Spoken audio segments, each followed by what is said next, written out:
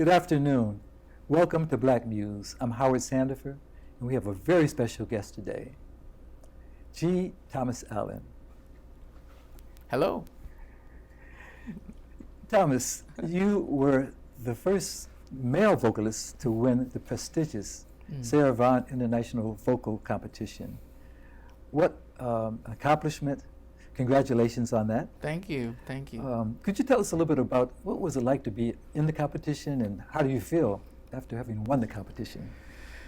Well, first of all, thank you for having me. It's a pleasure to chat with you. I'm still taking it in. Every day it's the realization of just the mantle of sort of carrying on such a great legacy, and I'm honored, I'm grateful. It's changed my life. It's been a very defining moment in many, many ways. And you did point out being the first male, just that idea of the competition sort of embracing all voices, all lovers of jazz, in particular lovers of the divine one herself. So I'm just grateful and honored to have the award. That's great. Just speaking of Sarah Vaughan, were you a fan of hers even before the competition? Absolutely, without question. I have a short little story, sort of how I was introduced to her, and it was actually I was studying classical music, and I was working on a melisma in a particular in an aria, and the melisma is just a very it's a part within the song where you sort of show the vocality, sort of the flexibility and agility of what the voice can do. Excuse me. And I just couldn't get it. And I remember just thinking, like, well, what if I just sort of bebop it out? And at that time I didn't necessarily know the terminology, but I had this feel of jazz, of like just sort of figuring it out. And my teacher's like, what are you doing? This is not jazz. And I'm like, well, I'm sort of using what I hear Sarah Vaughan do, and Ella, and I start calling people. And she's just like, well, if it's going to get you the rhythm, then fine. But when you sing it, you can't sing it that way. But that was sort of like my first introduction to sort of her voice in particular. So I would always just sort of listen to her. Yeah. And you mentioned, of course, that you studied classical music as well. Want to talk more about that? Okay. But just curious, who are some of the other jazz artists, musicians, and singers that really influenced you? Once I started listening to Sarah, I sort of got pulled into Billy Eckstine, which people don't talk about a lot. But once I sort of heard her voice, I just wanted to see sort of what was sort of influencing her. And I can certainly say going back and listening to him has been inspirational to me as a singer. I would say Carmen McRae. The list goes on. Mel Torme, Ella Fitzgerald. The list just, all of the greats, I think, all spoke to me in some way. And I think probably a little more contemporary or modern, maybe like Betty Carter, who was a little more experimental, avant-garde. But I would say they all sort of gave me a nugget to say, sort of advancing the narrative of what's possible in the jazz space. Understand. But tell me now, you work, I know, here in Chicago. You're teaching here in Chicago, but were you born here in Chicago? No, I am a country boy from Virginia, Danville, Virginia, about 2 hours from Richmond. 2 hours from Richmond, a church. We call it a city of churches and a lot of food. So, and it's still like that today. So no question. But I grew up in Virginia, and I moved for school for undergrad. I went to Morgan State University. So I moved out to Baltimore. They say Baltimore instead of Baltimore, but moved out to Baltimore, and the rest was history. After there, I just sort of moved everywhere, and I moved to Chicago about 7 years ago. 7 years ago. So Chicago's home. It feels like home. Took a while to sort of get settled, but now I feel acclimated and settled, and I feel good. Love Chicago. When did you know music was going to be for you? Was it as a very young child, or did it happen later in school, or when did you know it was it? I sort of always took to music. I would say probably elementary school. Like, my talent was always singing. You know, back in the days, teachers would say, all right, this is a talent showcase. Even in elementary, I sort of always led with singing. I did sing in the church as a really, really young guy. And I would say that's sort of where the love came from.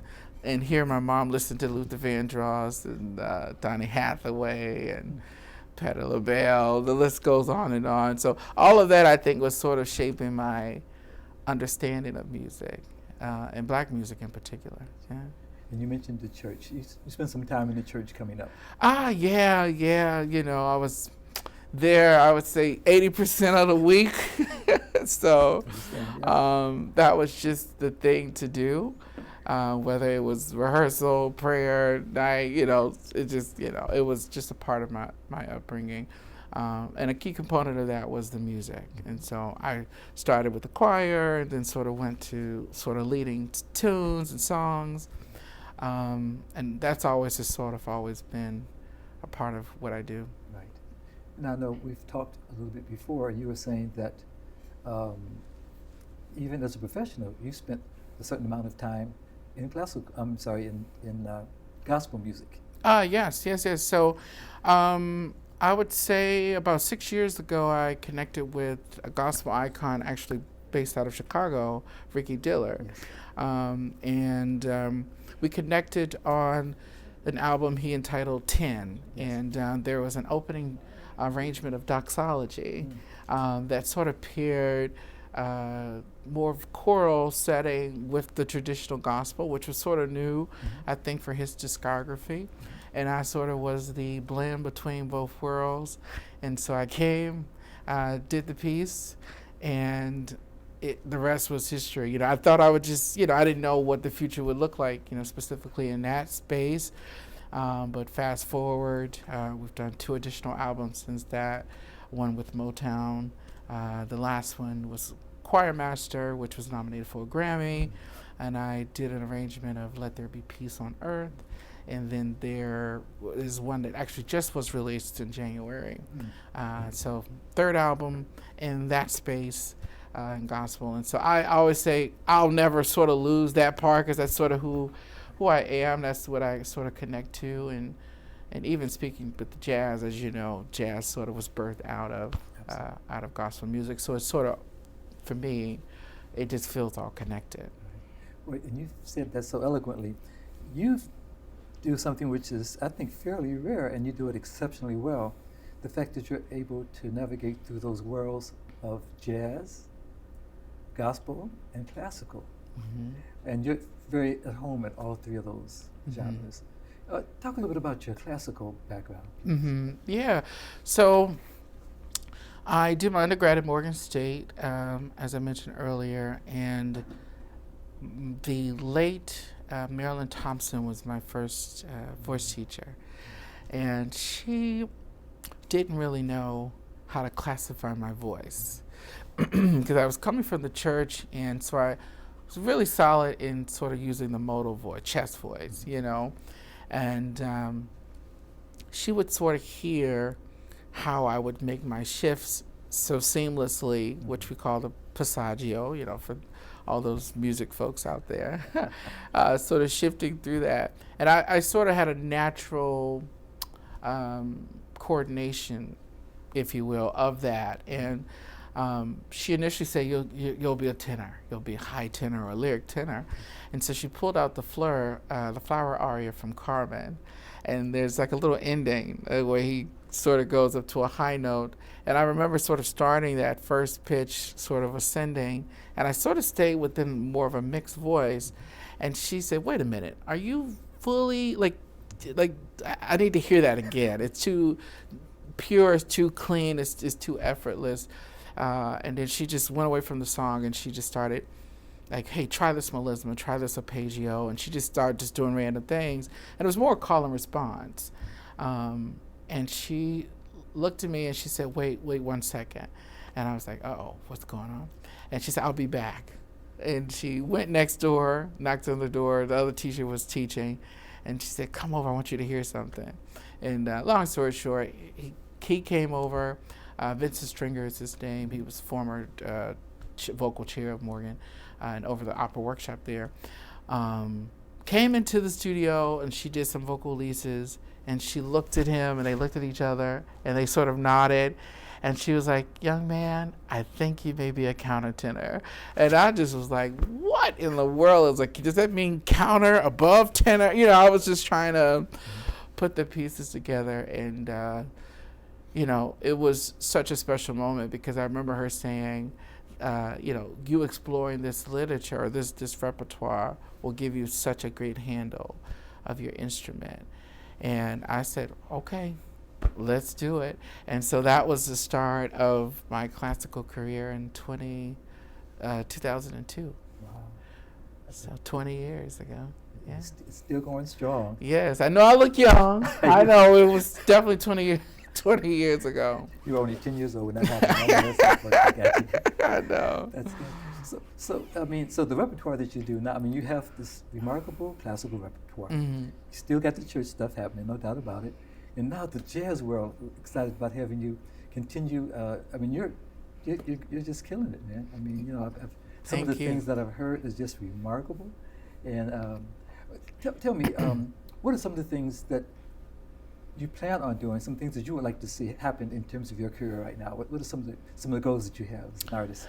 Yeah, I think for me, it's sort of finding a healthy blend between all of them. And I don't think I'm the first to do it. You know, Miles Davis, I mean, the list goes on of this idea of fusion and sort of bringing in rock and funk and R&B and blues and gospel and so forth. But I think, you know, what sets me apart is that I sort of put my foot in the classical space pretty heavy. You know, I made my operatic debut in 2014 with LA Opera. At the time, Placido Domingo was the artistic director, and I was in my second year of grad school, and so I was really sort of in it. So I really want to find a pairing of sort of some of that repertoire and how it translates to some of the more contemporary spaces. In fact, we were just sort of chatting about like Duke Ellington sacred concerts, you know, which is sort of an opportunity to sort of bring in the concert setting that you typically would see like at a theater or some type of symphony concert series, but not necessarily in the jazz club or those venues. But I love to sort of be the vehicle between how do we sort of bring that element back, you know, to the forefront of jazz or just any genre. Gotcha. And let's talk about your voice. Oh. The one word I use to describe it is angelic. And again, you got a remarkable range. Keep comparing you with Sarah, but you've got this remarkable range. Beautiful. A question I know you must get asked often, but the upper register, when you're singing, is that falsetto or is that actually your natural range? You know, that's such a good question. Where do I start? Well, here's the thing. The very idea of falsetto, you immediately think artificial. And I think, well, I'm confident in what I do isn't artificial. And I think there's elements or there are opportunities where singers can engage in falsetto, male voice in particular, but I think it's more along the line of for sound effects or to sort of give certain qualities to whatever the melodic line is that's not really fully supported. And so when you think of like the Temptations and the soprano line singing Silent Night, I would say that singer's probably a falsettolist because I don't think they could do that for, you know, a whole show, you know. Right. But for that one moment, they can sort of hold that line and that pitch and sort of blend with the others. And another example is like barbershop harmony, you know, especially when it's all male voices and you have the upper voices. That approach is more so falsettolist. And the difference is what I do, it's really just an extension of my chest voice, where I'm sort of relying a little more on mixed voice and head voice, but I would certainly say it's closer to natural than being false. You know, when it's false, it's a little airy, and the vocal folds, not to get too technical, but they're just not fully engaged, you know, and you can almost hear it. It almost sounds haunty or hooty, you know, but my top, middle, low, it's sort of the coordination of sort of going through the different shifts are pretty even and solid, you know, whereas I don't necessarily feel like when I'm singing I have to sing low or high. I'm just singing. Right. And depending on where the notes are in the key, I adjust placements, you know. So it's really a more sophisticated coordination of sound, of the control of sound.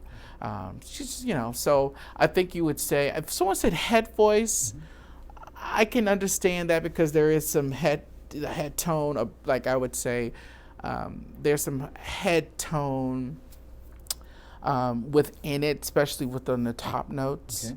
You know, especially if you want to come off of the voice. If I did, in a sentimental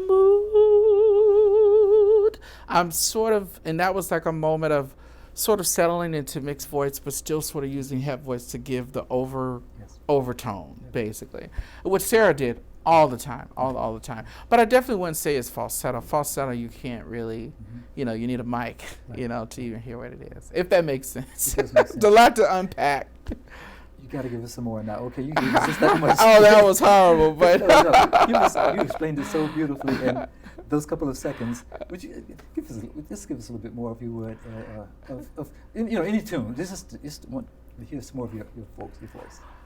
And maybe something swinging as well. I mean, because you have this repertoire, you've got the chops, you've got the technique. But most importantly, we'll see. You're an artist. Yeah. So all the you can talk about it technically, but the thing is, it's you know, as Duke said, don't mean to think if it ain't got that swing. And you got the swing, brother. Yeah, we can You know swing. what I'm saying? Yeah, we can swing. I don't know. Let's see. What you feeling? That could be a lot of things. Right. All of me, why not take all of me? Can't you see I'm no good without you? Take my lips, I'll never use them.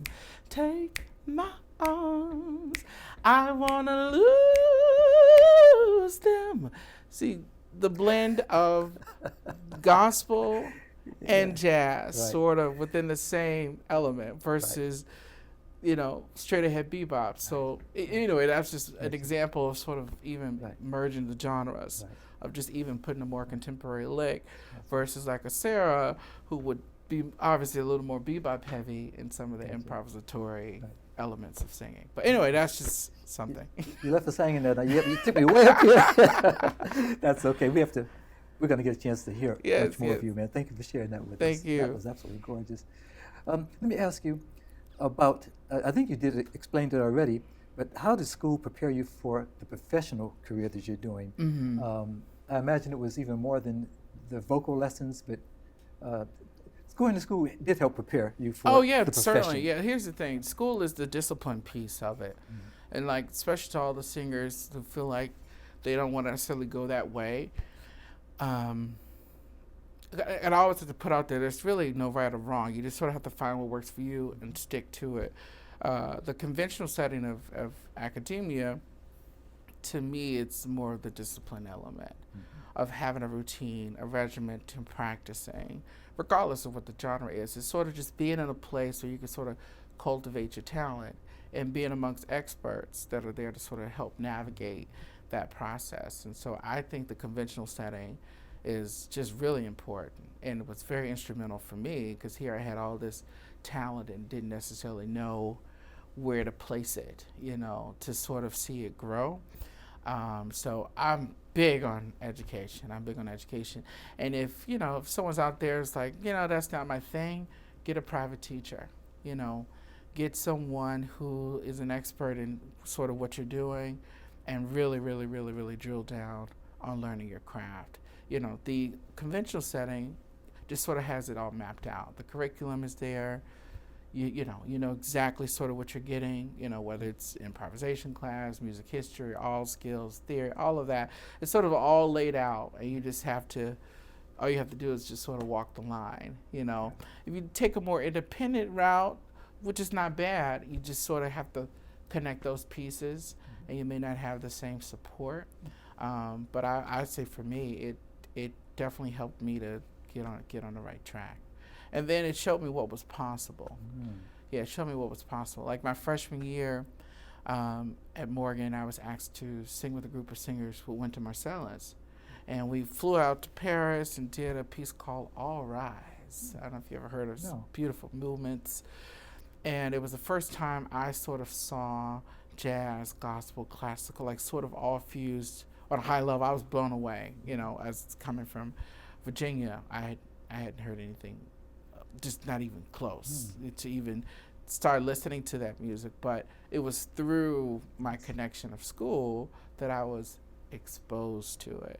And so that's another element as well. Sort of being within a more conventional setting sort of increases your visibility and definitely allows for more opportunities. Great advice. We always tell our students, don't wait and try to be prepared.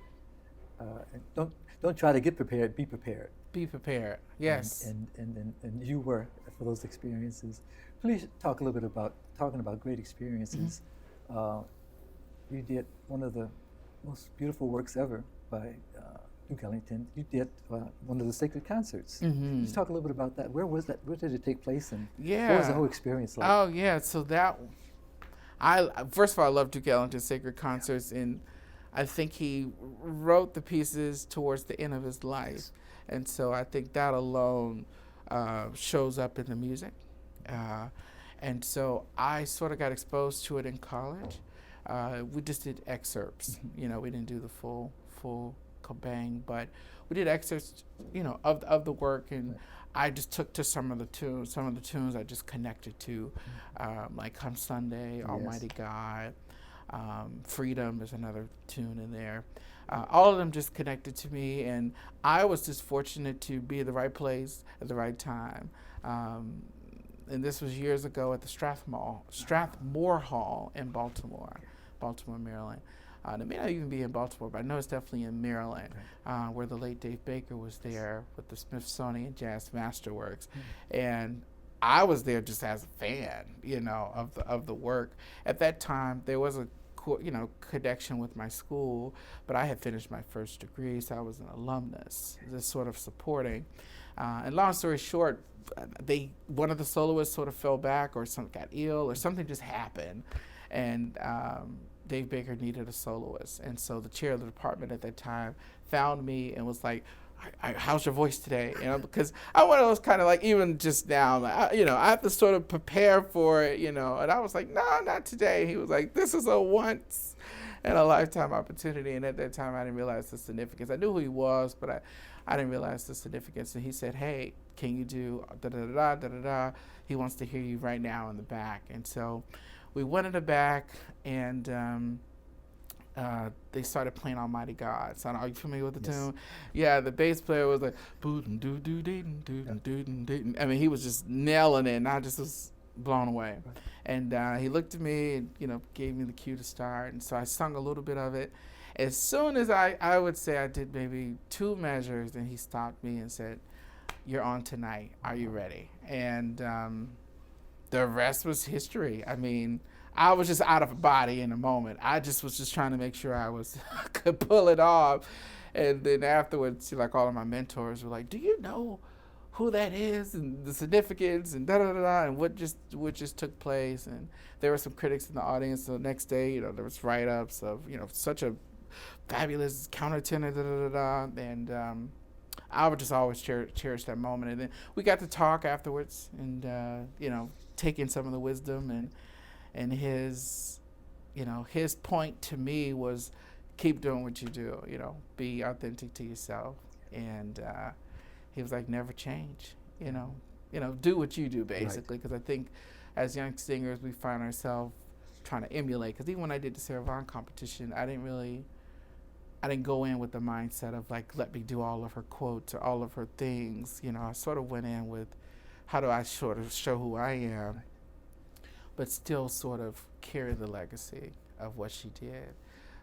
Interesting. I mean, that was a great story. What songs? What did you sing for the competition? I'm just curious. What did you do? Yeah, we had to do our own arrangements and put together our own, set list. It was fun. I opened up with "Good Morning Heartache" from Lady Sings the Blues, and then I went into Cole Porter, "Just One of Those Things," and I did a small quote of "All God's Chillin' Got Rhythm," which I think sort of threw them off because a lot of people don't bring that in. And that again was that church element. It boom beep boom beep boom boom boom boom beep boom boom. It was just very, and we paired that with "Just One of Those Things." Wow. And then I had to do a ballad.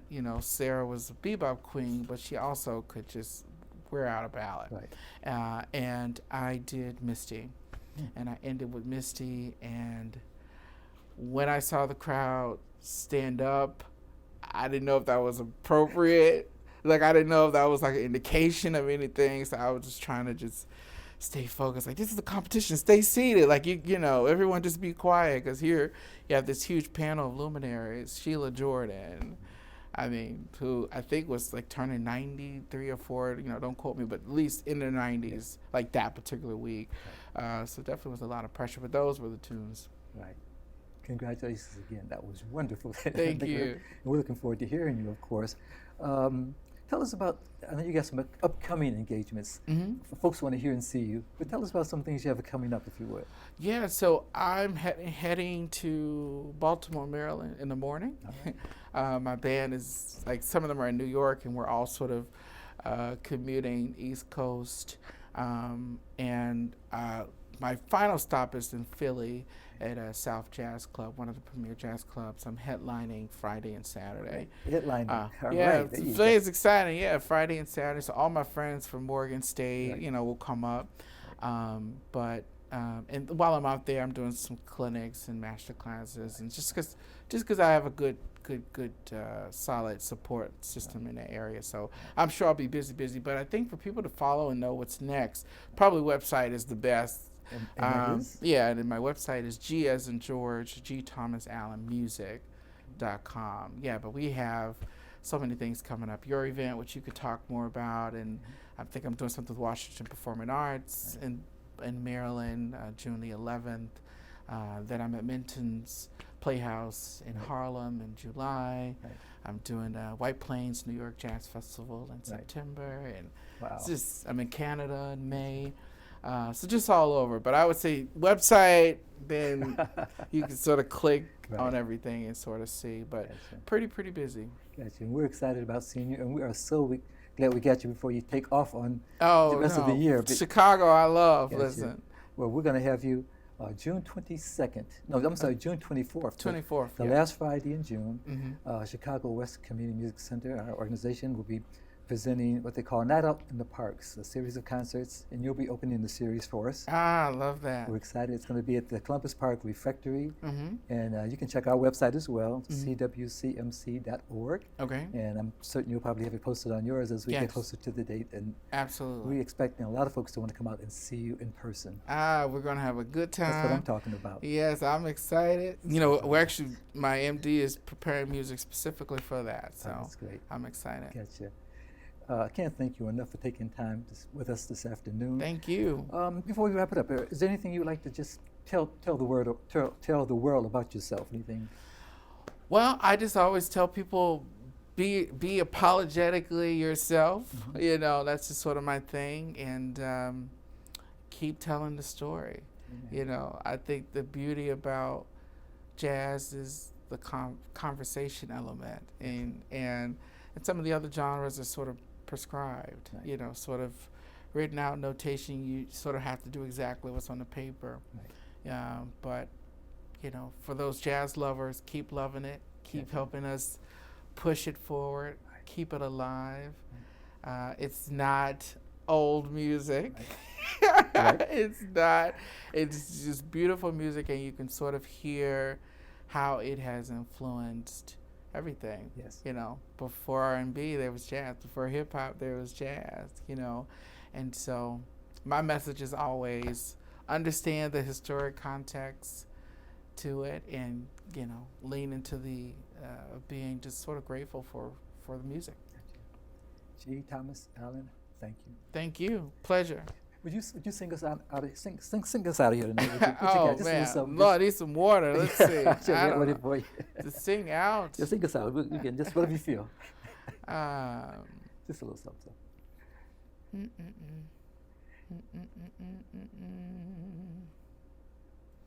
I don't know what's in my head. What's in my head? Always I something. should have some. I'm sorry. I should have brought you some water as well. I'd love That's to a- hear you play. I hate to put you on the spot. Oh goodness. We'll, See, this I would do is. it. That's fair enough. I'll do it. You're right.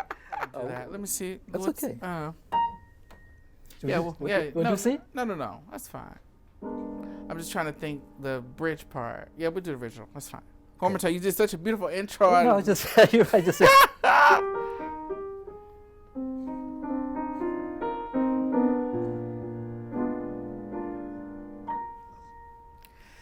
Look at me.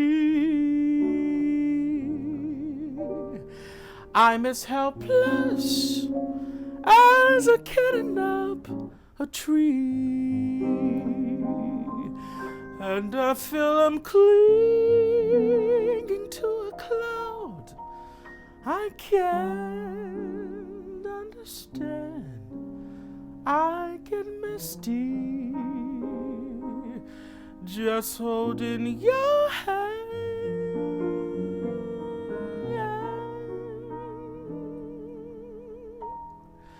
Walk my way,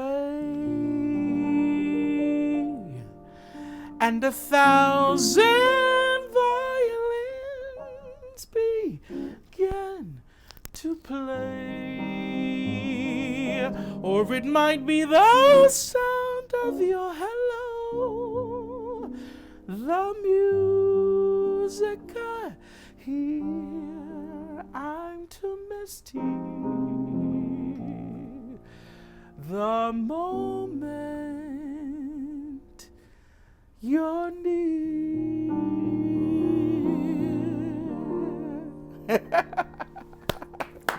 Oh, yeah. I was so engaged with you playing. sir. Oh, my gosh. Thank you. Yes. I'm honored. Thank you so much. Thank you, guys. That was. I can't wait till June 24th. Yes. In the evening, I got my energy and Thank you. full That was band. great. We're good, guys. Thank you. We're good. I Okay. can't thank you enough.